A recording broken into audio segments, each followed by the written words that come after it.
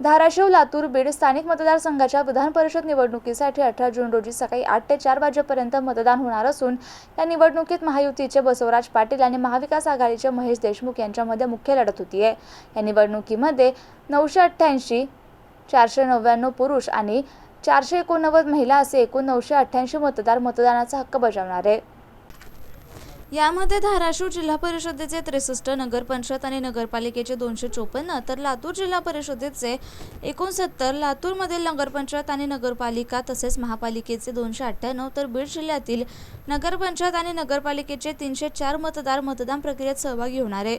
निवडणुकीसाठी धाराशिव जिल्ह्यात, लातूर जिल्ह्यात 10 आणि बीड जिल्ह्यात 11 अशी एकूण 29 मतदान केंद्रे स्थापन करण्यात आली असून सर्व मतदान केंद्रे तहसील कार्यालयामध्ये असणार आहे।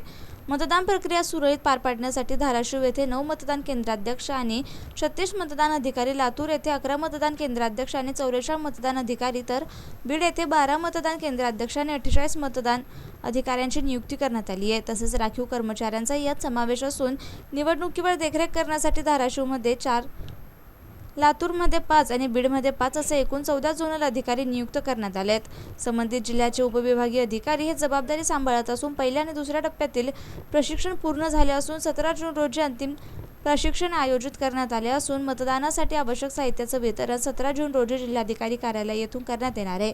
तर मतदान प्रक्रियेनंतर साहित्य स्वीकृत भाई उद्धवराव पाटील शासकीय औद्योगिक प्रशिक्षण संस्था धाराशिव येथे करण्यात येणार असून 22 जून रोजी मतमोजणी प्रक्रिया होणार असल्याची माहिती जिल्हा प्रशासनाकडून देण्यात आली आहे।